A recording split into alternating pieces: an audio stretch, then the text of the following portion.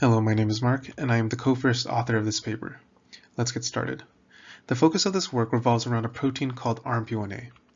It is known to bind RNA, but previous studies identified it to play a role in how cells physically behave.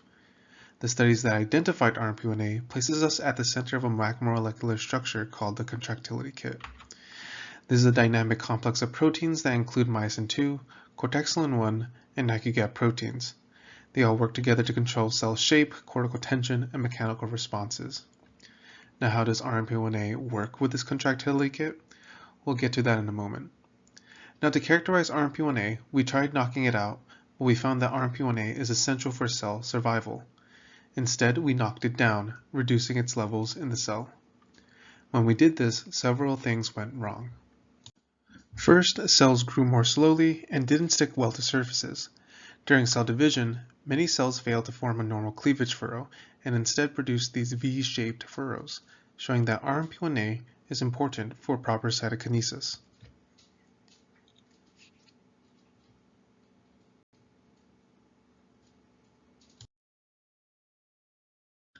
Second, RNP1A affected cell mechanics. Knockdown cells had lower cortical tension, which makes them more deformable, while cells that overexpressed RNP1A had higher cortical tension. We then asked, does RNP1A actually interact with the contractility kit? Yes, we found that RNP1A is dependent on IQ-GAP1, a key contractility kit protein, and even shows mild mechanical responsiveness when cells are deformed. This means RNP1A is part of the mechanical system, not just an RNA regulator. Next, we looked at gene expression, as RNP1A is an RNA-binding protein. When RNP1A was knocked down, cells shifted away from a vegetative growth state and moved towards a more developmental-like program, with lower expression of translation and adhesion genes and higher expression of metabolic and developmental genes.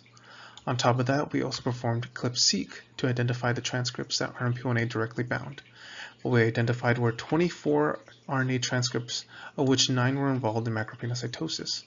One of these macropinocytosis-related transcripts was DLPA, which translates into a dynamin-like protein involved in membrane remodeling and vesicle maturation. The CLIP-seq data suggests that RNP1A was to be critical for macropinocytosis, a process where cells engulf large droplets of fluid using actin-driven membrane cups.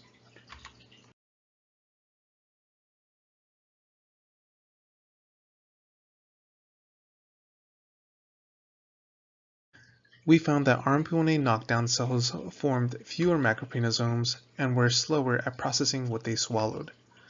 Similarly, cells lacking DLPA showed similar defects in macropinosome uptake and activity.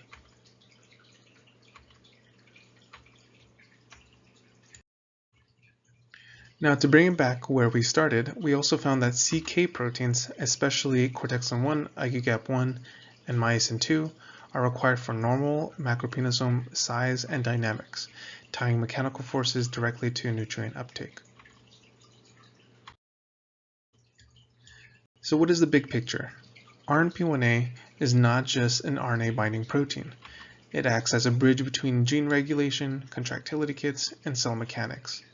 It coordinates how cells grow, divide, adhere, and feed themselves by integrating RNA signals with physical force-generating systems.